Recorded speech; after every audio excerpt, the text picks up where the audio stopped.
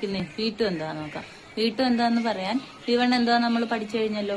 അപ്പൊ V2 എന്ന് പറഞ്ഞാല് സിമ്പിൾ പാസ്റ്റ് ഫോം ആണ്, അതായത് കഴിഞ്ഞു പോയ പ്രവൃത്തി. ഇപ്പം ഏതായാലും ഒന്ന് നടന്നു കഴിഞ്ഞത് അല്ലെങ്കിൽ കഴിഞ്ഞ പ്രവൃത്തിയെ പറയാൻ വേണ്ടി ഉപയോഗിക്കുന്ന വെർബാണ് നമ്മൾ V2 എന്ന് പറയുന്നത്, അതായത് സിമ്പിൾ പാസ്റ്റ് ഫോം V2.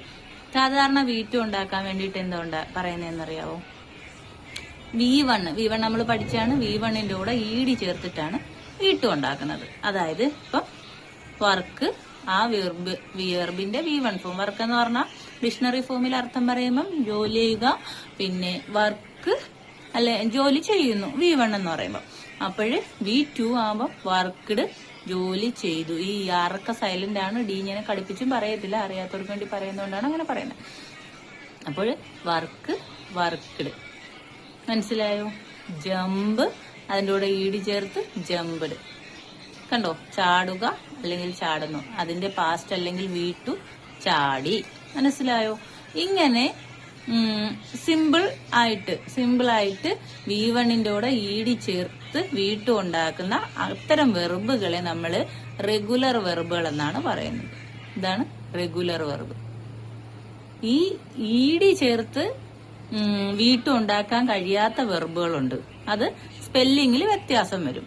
പിന്നെ സ്പെല്ലിങ്ങിൽ വ്യത്യാസം വരാതെ അതുപോലെ തന്നെ പറയുന്ന വെർബുകളും ഉണ്ട്. ഇങ്ങനെയുള്ള വെർബുകളെ ഇറഗുലർ വെർബുകൾ എന്നാണ് പറയുന്നത്.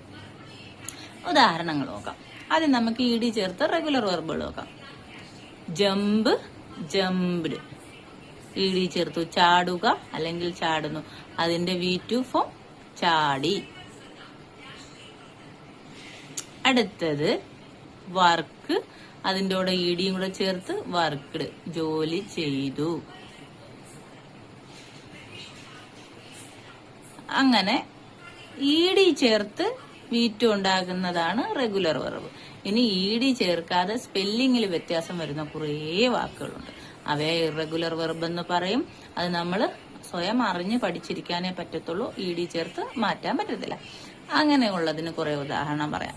റൈറ്റ്, എഴുതുന്നു അല്ലെങ്കിൽ എഴുതുക, അതിന്റെ പാസ്റ്റ് റോട്ട് എന്നാണ്, അതായത് V2 ഫോം റോട്ട് എന്നാണ്. WROTE, റോട്ട്, എഴുതി. റൺ, ഓടുക, അതിന്റെ പാസ്റ്റ് അല്ലെങ്കിൽ V2 റാൻ എന്നാണ്, ഓടി. RUN, റൺ, ഓടുക അല്ലെങ്കിൽ ഓടുന്നു. RAN, റാൻ, ഓടി.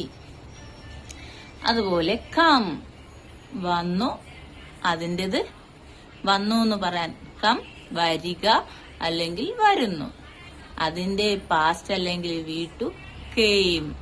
COME, come, came. CAME, come, came.